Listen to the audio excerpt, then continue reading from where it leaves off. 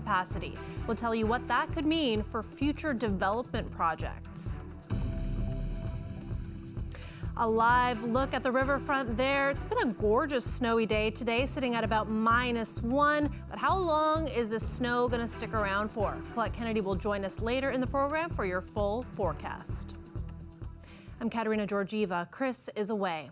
Community leaders continue to raise concerns around new migrant workers.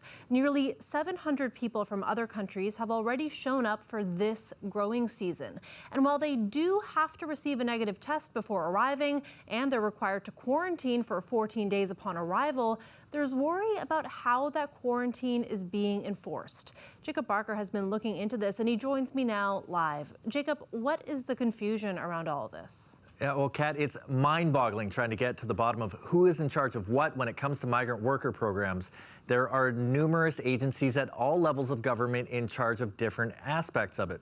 For example, speaking with Leamington Mayor Hilda McDonald, she told me about a complaint from a community member. It was about migrant workers leaving a motel during their quarantine period, as well as having guests in their room. She says that she was unable to figure out who to take the complaint to, and to this day, she doesn't even know if it was ever dealt with. You don't know if it's ever been rectified? No, because there was no one to take it to. I took it to the police, but they said that is not in our jurisdiction to do that. Now, McDonald also says there is no information given to the OPP about migrant workers coming into the area or where they are staying, and police lack the proper resources to deal with the situation. She says the local staff sergeant told her it isn't in their jurisdiction.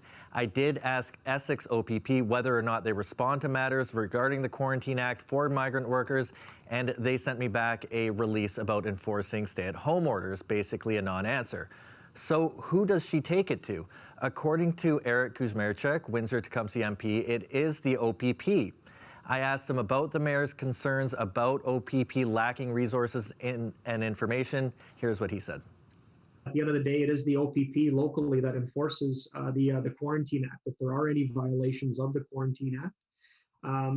But I can tell you that I have been raising these issues and these concerns. Again, I've been speaking with local stakeholders and raising these concerns directly with Minister Blair, who's the Minister of Public Safety, as well as Minister Haidu, and also who's the Minister of Health, and also Minister Qualtrough, who's in charge of the Temporary Foreign Workers Program. So Jacob, clearly some disagreement about who's in charge, but what exactly is happening right now on the ground? Well, Kat, right now we're just at the beginning of new workers arriving and quarantining. There are active outbreaks on 13 farms in Leamington and Kingsville right now, that along with the spread of COVID-19 in the community. Workers arriving could be exposed to the virus. And there are many still living in congregate settings. McDonald says this first step for workers arriving and quarantining is a crucial one to avoid a situation like we saw last summer. If we don't get a handle on it, and if no one takes responsibility, we will be in this situation for months to come. So more workers are coming, 10,000 expected by the summer. Leamington's mayor and Kuzmerchuk both say these conversations are happening between the different levels of government daily. Both are hoping they will lead to resolutions that will avoid the situation we saw with COVID on farms last summer. But during a critical time, there still seems to be a lot of confusion. Kat? Thank you so much, Jacob. CBC's Jacob Barker reporting live. The number of active cases of COVID-19 in Windsor-Essex has dropped sharply today. There were about 1,500 yesterday and about 1,150 today. The health unit was able to clear hundreds of cases as resolved while only logging 53 new infections. Public Health is reporting that 4 more people have died. And the health unit also provided an update today on the vaccine rollout plan, given some of the changes around supply of the Pfizer vaccine. So far, the health unit has been in charge of vaccinations at long-term care and retirement homes with the Moderna vaccine. I can tell you about the Moderna vaccine that we are using for the retirement home residents. and the staff and essential caregivers that were given the first dose of that Moderna will be getting their second dose. I know I said this yesterday, we are scheduled to receive our next shipment the week of February 1st, but we have been assured by the province that that shipment will come to our freezer. The health unit adds that they're going to start administering second doses in a couple of days. Mayor Ted added that for some individuals in homes who have not yet received their first shots because of eligibility at the time, the health unit is keeping a close eye on doses to try and get shots to those residents as well. And there's a call to action to address what's being described as a crisis in long-term care homes. Hundreds of doctors and other healthcare workers are demanding that the province do more. Nearly 600 residents have died in Ontario this month alone. The group has written a letter to the Premier, Doug Ford, with a list of recommendations. They want to see an end to for-profit long-term care. They say more people should be hired and receive better training to work in care homes. And those workers should be paid more money at a level that is consistent, the letter says, with hospital workers.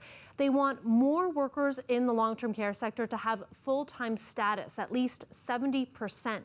Many work part-time and in several different facilities, increasing the chance that they'll spread the virus. The letter also says essential caregivers should have full access to their loved ones as long as they're wearing proper PPE. And they say long-term care homes should be partnered with hospitals that can help prevent infection and support them in case of an outbreak. The Premier wants all passengers arriving on international flights to be tested for COVID-19.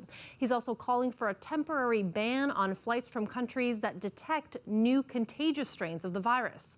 Our Queen's Park reporter Mike Crawley has more.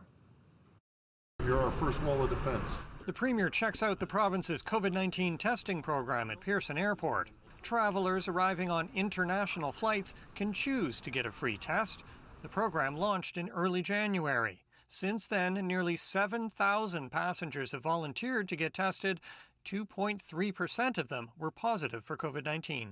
I can't figure out for the life of me why we aren't testing every single person that comes through this airport, and for that, Ottawa as well. Since January 7th, the federal government has required everyone who flies to Canada to test negative for COVID before they travel. But as more contagious variants of COVID-19 appear around the world, the Premier wants the feds to mandate arrival testing too. Both ways, a pre-flight test, and when you arrive, another test right here. So again, I implore the federal government, please get mandatory testing. It's absolutely critical to protect our borders. The provincial government's own figures show that people who've traveled outside Ontario account for just 1% of COVID-19 cases during the second wave. I think right now trying to really make big efforts to curb travel in a big way is not really going to have much high yield to it, especially because the variant's already here. Foreign travelers are not allowed to come to Canada. The Prime Minister says this country's existing travel restrictions have kept the importation of COVID cases extremely low. Extremely low is still not zero, and one case is too many if we're importing, particularly given the variants out there. Justin Trudeau is promising tighter travel restrictions, but isn't saying what they'll be. We will not hesitate to take even tougher measures if and when they're needed, and we'll be making an announcement in the coming days. Although people are still flying, the number of passengers arriving here by air from the U.S. and other countries is way down from pre-COVID days. The latest stats from Canada Border Services show a roughly 90% drop in international passenger volumes compared with a year earlier. Mike Crawley, CBC News, Toronto.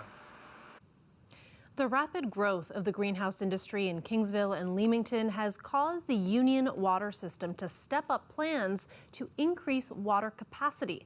As Dale Molnar reports, if it can't be ramped up in the next couple of years, it could mean some municipalities will have to make some tough choices. Greenhouses use about half the amount of water the Union water system supplies every year. The industry has grown faster than expected in the last 3 years. Union Water is now working to get a planned 5 million gallon reservoir project up and running in about 2 years instead of 5. But the area is kind of booming, and I mean, a lot of people are moving in from other areas, from Toronto. It's a retirement area. There's a lot of housing going up. So that's a positive thing, and that's great. And we want to make sure we can treat enough water to provide that to our municipal partners so they can provide it to the residents as well. The water system is making some upgrades to its current plant to add another 1 to 2 million gallons by next year. But if it takes 5 years to get the new reservoir built, municipalities like Leamington and Kingsville may have to choose between housing developments and new greenhouses for a while. So it could mean not as robust growth for large water users. It could mean a concentration of dedicated connections to commercial, to residential growth, which we've seen in each community. In the meantime, the town of Essex, which owns 6% of Union Water, is already concerned. It's only being allocated about a tenth of the water it believes it should be entitled to. That would allow us to build about 800 homes, or less than we've got approved on the books. And that would mean that we could never accept like a new industrial plant or our own greenhouse under construction, because we just don't have the capacity. Santos says Essex is only issuing about 100 or so building permits per year, so the amount of water should suffice. A sharing agreement still needs to be negotiated, but no one is ringing alarm bells just yet. The spokesperson for the greenhouse industry believes the capacity will be there when needed. In the meantime, they're always working on better ways to conserve water. They're a closed-loop system, so everything is recirculated and used again. It's incredibly efficient, actually. The Union Water System is also looking at hooking up with Windsor's water supply to offset any issues, but even that would take several years. Dale Molnar, CBC News, Windsor. For the first time since the start of the pandemic, the Stratford Festival is bringing people inside its theater, virtually, through a series of 9 cabaret performances. It's called Up Close and Musical, and the production has strong ties to Windsor, both in front and behind the camera. Flowers, I remember fields of flowers soft beneath my heels. When we looked out to the empty 1,800-seat theater, you just miss that connection you get with an audience. So they sort of phrase it as, think of it this as that card to every audience member that you've appreciated their support and their live applause and their live energy and their live laughter and tears, all that. This is the letter of appreciation and the we miss you. With the current conditions in the world, we had to make sure that everyone was safe. So it was a completely locked down set. I think it was 8 to 10 of us max. We didn't get within 15, 20 feet of the talent. Singing for sure brings me so much joy, and especially in this time as a way to emotionally process all that's happened and again give to the community. It's such a treat and such an honor. You know, you're talking about a single performer and an accompanist, 2 people in a massive theater that happens to be empty, and yet they sang and played as though they were playing to an audience of thousands. The first production I saw was at Stratford Festival when I was 16 years old. It was Harlem Duet, Janet Sears' play, and how that stood out to me because I'd never seen anyone who looked like me on stage. How do we keep that up? How do I put my face out there? How do we get more faces of all the shades out there? We turn now to a feel-good story about Hunter the cat and Braden, the young Windsor boy who found him 74 days after he first went missing. Braden had seen the missing posters and he'd been keeping an eye out in the hopes of reuniting the cat with its owners. So happy he's back. Yeah. We can't even believe it. It doesn't seem real, like, because he was gone so long that it's just crazy getting used to him again. It's great. Well, it was pretty straightforward. All I had to do was track its location. I noticed the cat and I knew it was just the one from the poster. So I tried picking it up, but when I picked it up, it didn't like it, so it clawed onto my shoulders and hopped off. But then it ran under a porch, which I knew it was going to stay there for a while, and it would probably use it like a shelter. I finally just called the owners so they could get it out. At the beginning, we were out every night looking for him, sometimes till 5 a.m. We'd go through all the alleys with flashlights. We didn't sleep for weeks and weeks. She handed me the phone and he's like, "Are you the ones with the cat?" We're like, "Yeah." He goes, "I'm just a little boy and I don't really know where I am. I'm on Lewis Street near a church. I'll wait for you." And we're like, okay. they're like, oh my God, it's Hunter. After they noticed, like, they could tell by the meows and like how he looks and stuff. I couldn't see, so I was laying down in the ground, putting my head in the dirt under the porch. And then I saw his little face and I knew right away. The vet said he was anemic from starvation. Most of his body weight and muscle mass completely depleted. So, and extreme dehydration. He was on IV yesterday for 7 hours. I've had him 13 years. He means the world. We've gone everywhere. I've been in multiple houses and moved, and he's been my little sidekick. Oh, I feel pretty good about it. I feel like I did a good thing, and I should have, because I like doing good stuff for people and animals. It makes me very proud that he is such a thoughtful and caring boy for his age. He's got a huge heart. When he was found, we posted he was found, and Facebook just blew up from Michigan to Toronto. I had people trying to send money, and it kept growing. I had people dropping off money. The night before, I went to give it to Braden. I really couldn't picture me getting $900, but I actually didn't get $900. You know what I got? $1,025. What do you say? Thank you. That's amazing. Yeah, I'm gonna buy an Xbox and then I'll save it. That story, honestly, it warms my heart. We need more stories like that, and Braden is just a really, really cool kid. You can read more on that story on our website, cbc.ca/Windsor. And when we come back, Colette Kennedy will join us with our weather forecast. How much snow can we expect?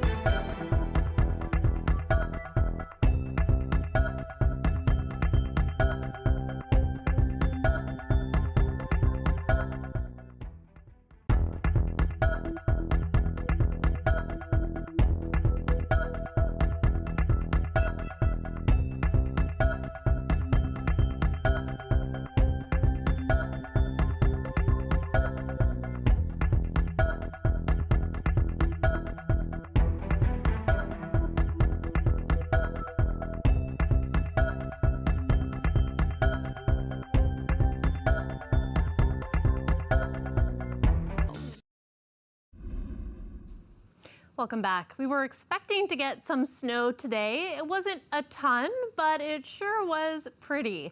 We got to enjoy some gorgeous snowflakes coming down over our city this morning, though it was also pretty icy in the morning for drivers out there on the roads, and it might actually still be a bit sleek, so be careful out there. And if you got to take a peek at the Detroit River today and over the last few days, it's been pretty chunky with some floating ice. We're going to bring in Colette Kennedy now with our full forecast. Colette, looking out the window this morning, it was just fluffy snow. It was so lovely. So beautiful as it started. And then, we got into some mixing there with some freezing rain for a couple of hours being reported mixing in with it. So it does make it a little trickier as that then freezes up again. You will have to use some caution. But it's that mixing that also kept the accumulations a little bit lower. So it's been closer to that 5 centimeter range than much of the rest of this system, which has been bringing 5 to 10 centimeters and in some cases 15 closer to the west end of Lake Ontario. I won't spend a long time on our temperatures. -1 at the moment, -2 for Chatham-Kent, and you can see your wind chills. And it's just because I want to get to the radar imagery here.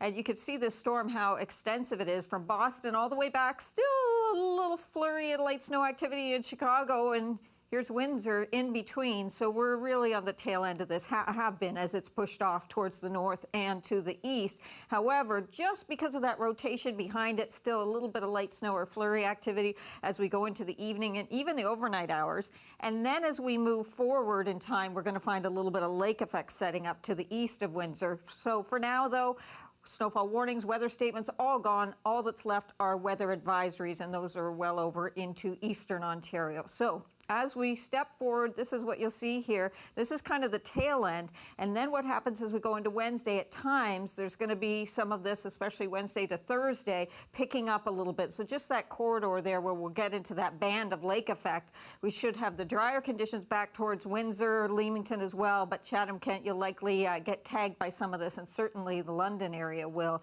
But otherwise, are we going to get some sun in here? Yeah, we're going to get some sun in here, but snow kind of sticking around because of the cool temperatures. -7 tonight, feeling like -15, and -2 for tomorrow. And then I just have to show you that colder air that's going to push in. A couple of nights where we're going to be around -10, and in those mornings, it'll feel like -17, Kat.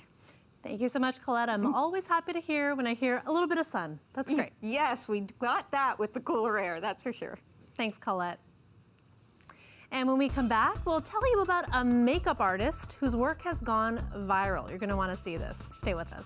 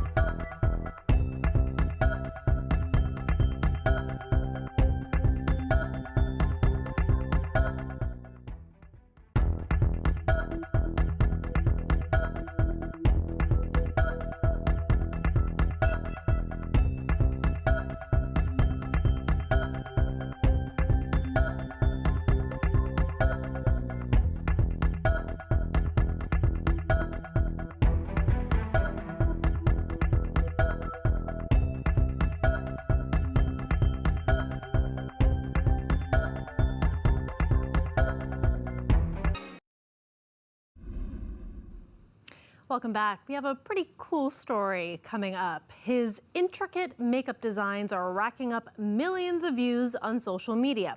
His latest project, his interpretations of the signs of the zodiac. And remarkably, the Calgary man's passion for makeup artistry isn't even his day job. Take a look.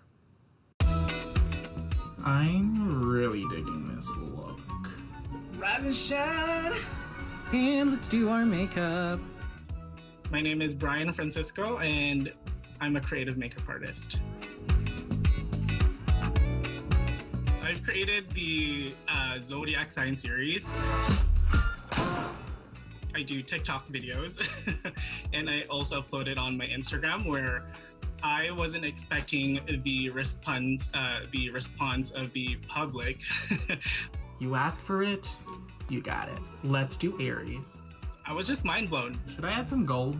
Let's add some gold. Some of my friends sending me a screenshot of me on the Discover page of TikTok, and they were like, Brian, you're trending, you're trending. It was crazy. And then from, I think, 80,000 followers on TikTok, now I think I'm on 195,000 followers. So I was like really shocked when that happened. I get to express who I am in my own artistry, and that's what I love about it. It's the creative freedom. Ever since I started, which was 3 years ago, I struggled a lot finding my own niche and finding my own artistry, because each and every artist is different, and you gotta have your own spin to it, basically, to be able to be noticed. What if I show up at work tomorrow looking like this? They'd be like, no. Well. Oh my God. It is more of a passion for me. It's like a hobby. It's more of a, I think, therapeutic thing for me to do. I work as a special needs teacher, assistant teacher, and this is what I do on the side. Today I'm doing the Leo zodiac sign. It relaxes me a lot.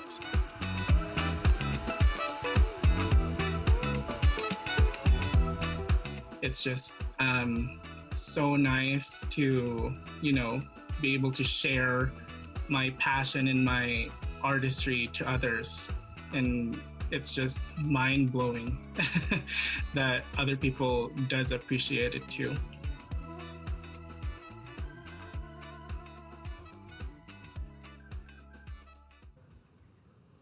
That is so cool. I love seeing what really talented artists are capable of doing. That is awesome. That is it for CBC Windsor News. Don't forget, for news anytime, you can go to our website, cbc.ca/Windsor. If you want to read more and see more photos about Hunter the Lost Cat, you can check that out there. We're also on social media, Facebook, Instagram, and Twitter. The Rick Mercer Report is up next. Have yourselves a wonderful night.